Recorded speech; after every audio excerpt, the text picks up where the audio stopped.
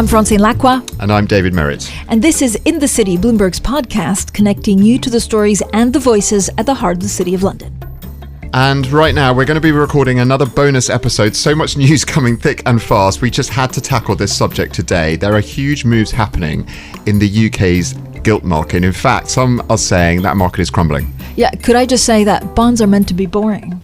Yeah, they are anything but, Francine. I know, they're quite exciting. So we're going to try and really break it down to make everyone understand what we're dealing with and what the way forward is for the Bank of England. In the studio, we're joined by Kristine Aquino, Managing Editor of Markets, and Loukia Gyftopoulou, Asset Management Reporter, although we're calling her our pension queen. Right, because it's all about pensions this week, right? I mean, or the danger they were in. I mean, that's how bad things got, right? Yes, I think they have become quite sexy these last few days.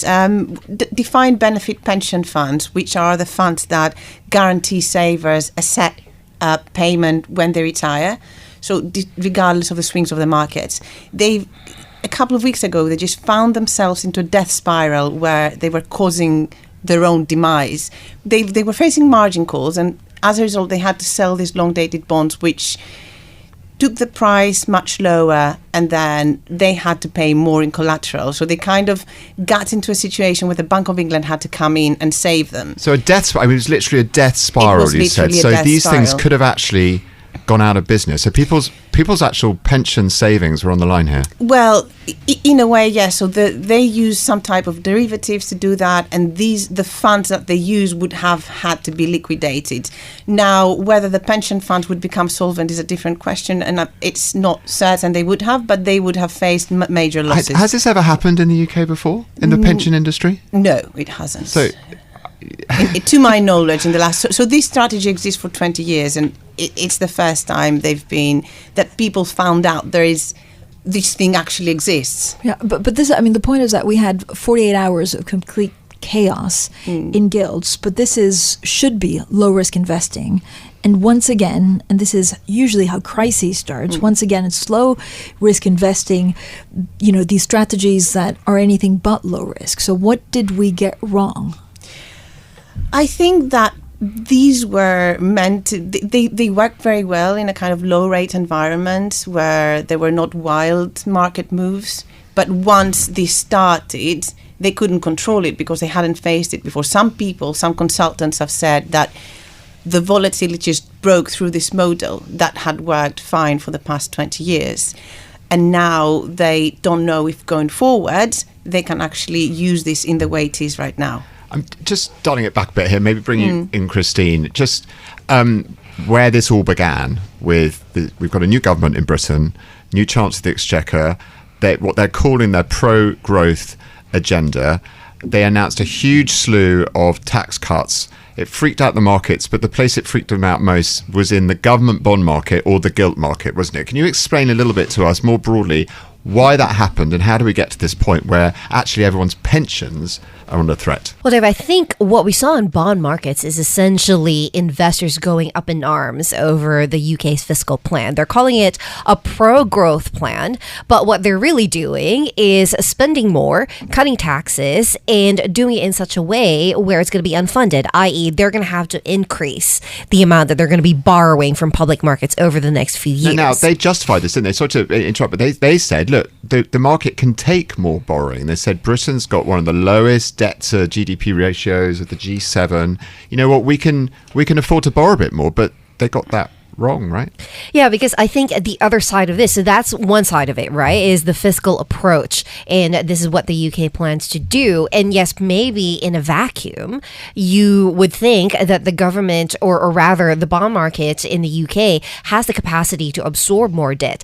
But the other side of this is very important. It's the monetary policy side of it. We are in an environment of rising rates, and rapidly so. And the Bank of England, already behind as it is, versus its other peers, was going to have to scramble to raise rates a lot more to get a hold of inflation. And suddenly you have monetary policy and fiscal policy clashing majorly, which really what the bond markets was up in arms about. So, Loukia, was this really a miscalculation from the government? As far as anyone can remember or recall, the UK has run a deficit on its current account, which means that the nation, as Mark Carney said, relies on the kindness of strangers. Those strangers are investors. I mean, for the long-dated bonds, the main investors are the pension funds, and this was one of the problems, that there were no natural buyers. So no one was going to buy when they were selling, because the long-dated bonds, which are the bonds that would mature in like 20, 30 years, they're mainly owned by these pension funds. I don't know if anyone had thought that this was a possibility in life, that this thing could actually happen, and it would just be another obscure part of the market that would blow it all up. But was there also a liquidity problem, which regulators are now looking into? There were liquidity problems because the pension funds had to come up with collateral so fast that they actually did not have time to sell any assets. So they would have to come up with collateral in 3-4 hours when they usually have 10 days to do so. And they were just, they had assets to sell. They were liquid in the sense that they had equities to sell, they had bonds to sell. They just did not have any time to sell them. So we had emergency action from the Bank of England to try to stop the panic. We've had them again this morning. We're recording this on Tuesday morning. We've had them again coming out and stepping into the market to try and stabilise things, because yesterday, on Monday, we saw this huge, I think, record increase in the yields on inflation-linked gilts. Kristine, can you explain a little bit about what happened yesterday and the historic move? Well, I think what we saw yesterday was precisely the dynamic that Loukia was describing, right? You suddenly had this massive sell-off in this part of the market that is usually very sleepy, Dave. This doesn't happen on a normal day, but we finally saw it happen because all of these pension funds that had to dump their assets, right? They are mainly the biggest buyers of these inflation-linked bonds, and suddenly they're having to sell these. And that created this spiral of a sell-off in this market. Investors or maybe third-party observers are suddenly seeing, oh my God, there's a sell-off. We better get in on this before we get burnt. And that kind of just causes the spiral, the death spiral that Loukia had mentioned. And again, this is why probably we're seeing the Bank of England having to step in, for the second time in 2 days. Have you've covered markets for many years here, right? Have you ever seen, especially in the boring gilt market, these sorts of moves ever before? No, not in my lifetime. And I've been in this market for more than a decade, aging myself a little bit here. No, this is really unprecedented, at least in the modern ages. And I think this is precisely why investors and the Bank of England alike are probably really, really worried right now. Loukia, can you explain, to understand what was really at work? Maybe we need to also understand these liability-driven investments, right? That's useful because it means basically that pension funds have to have enough collateral or liability to cover it. Dear Lord, yes. So this is LDI is something that has now become the word. And people talk about them in bars. 3 weeks ago, I know when it actually happened, I had investment managers calling me and saying, "What the hell is that?"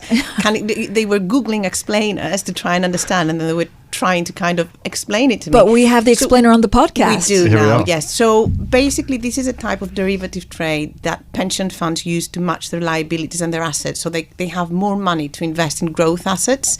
So once they have enough gilts to pay out their liabilities in 20, 30 years' time, when people in the scheme will be retired, they can use assets to actually grow the money that they have. When bond prices fall, they have to pay collateral, and when they rise, they get collateral. On this occasion, they fell steeply and they fell fast, so they had to pay a lot of money very fast. As a result, they now need to have multiple amounts of cash of what they had before to be able to withstand very, very wild variations in the market. So they're now selling everything they have to come up with the cash. So you could argue that at some point this was going to combust anyway, and the mini budget was the fire that lit it. I think yes. I think if people had thought the various different scenarios of it, they could have decided that this is the case, but no one was thinking about that during the very long bull market and low interest rates. So it's been a wake-up call, I think, for everyone involved. So thinking about the real world, if you like, impact of this, some people listening to this, what we're talking about here, might find all this still pretty obscure, moving around these derivatives and the gilt and the yield and the price action. What does it mean for people's pensions, for people's savings, for people's mortgages? Well, I think that these are kind of three different things. One thing is that this chaos is now spilling into other asset classes. So we've seen a sell-off in corporate bonds. We've reported a sell-off in multi-asset funds. And I'm sure there is a lot more happening that we haven't yet reported. So this will affect the prices of other assets that are in people's pensions as well, including not defined benefit but other schemes. Then for defined benefit schemes, I think everyone I speak to, they try to downplay it a bit. They say we're there are no solvency issues here. We're very well liquidated, but we do have to rebalance hugely. I don't know if any of the big schemes will implode, and I would be very worried to make an assertion like that. But when yields go up, then mortgages go up, so people will have to pay a lot more. I think it was a shock. I'm not sure how long it will take to manage it, because we see now the Bank of England doesn't think it's time for it to leave yet. So yes, I mean, savers and people who have to pay mortgages are a bit worried. But there's so much money in pensions, aren't there? It's the ripple effect. So as you're talking about these kind of fire sales of other assets, that's going to ripple through the economy in ways that maybe we can't really predict at the moment. Yes, I don't think we can, because it's only just started, and investment managers generally say we'll see this unfolding over the next several weeks. So I think it's too early to say with certainty this is going to happen, but the signs so far are this is spilling into other parts of the market. Kristine, when you look at gilts, this is my CFA level 25, they're so crazy, right? Some of the movements are so crazy. And the Bank of England has stepped in 3 times to change the parameters to try and stabilize them. It hasn't worked. What do they need to do for them to, stabilize? Well, Francine, we could possibly be looking at whatever it takes sort of moment here for the Bank of England, because so far they've really been on kind of defensive mode. They look at the market reaction, they decide to do something in response.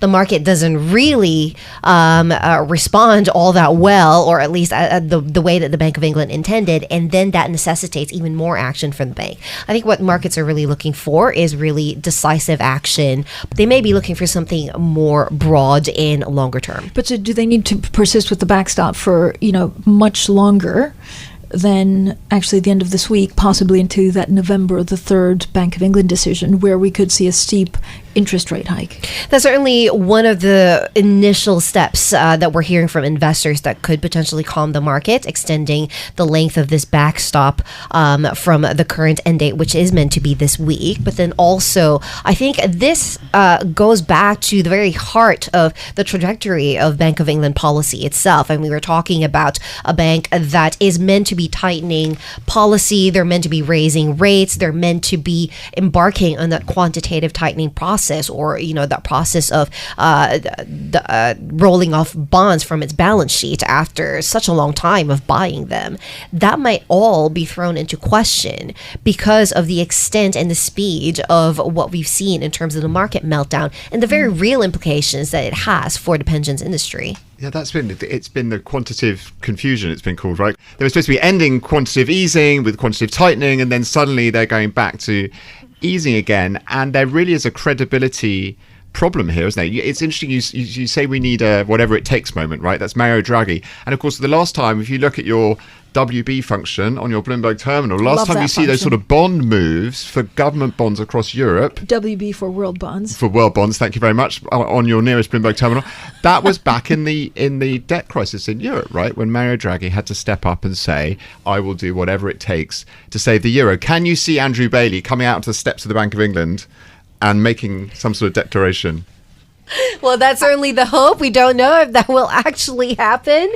I would love to see it happen, because we're right outside the Bank of England. We can practically see it from here. Exactly. Although, could I just say, Mario Draghi didn't spend a single euro cent back then, right? Where they've already spent, and the market is testing. Yeah, well, this is the legacy of quantitative easing and, this whatever it takes moment that Mario Draghi kind of laid out as an example with the rest of the policymakers in the world, right? I mean, he managed to do it back then. This was more than a decade ago now, but the stakes have been raised since then.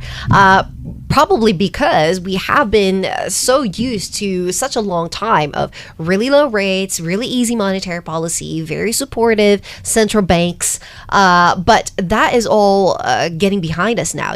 We're entering a new era where central banks are really prioritizing inflation, potentially over growth, and they may not necessarily it may not necessarily be a contentious thing to see a recession as a result of these efforts to control inflation. We've got a chancellor who said, in the initial turmoil after his mini budget, said the markets will do what the markets do. I wonder how long that can hold if things continue to spiral. And as you say, if there's even a possibility of a big pension fund in danger, surely it's not just the Bank of England that need to do something here, right? It's the Treasury and the government as well, isn't it? Yes. Is that the question? It's an observation, They right? do. It's They a need to fact. get their act in order. Even I know that, Dave. and speak from the same hymn sheet. So I think it's a problem that needs to be dealt with. We kind of know that there's a lot of lobbying going on to find a way forward, at least on the pension side. We don't really know yet where this is going to lead, but things need to change because no one guarantees we're not going to go through the same 48 hours of chaos, which might be a week of chaos. They say they're better prepared, but cash can only last you that long. If it's not 2 days and it's 5 days, then a lot of the selling has left funds with many liquid assets like private equity, private credit, infrastructure. These are very hard to sell assets. So I'm not sure what is going to happen if they are completely dried of cash. Thank you both for joining us. Thank you.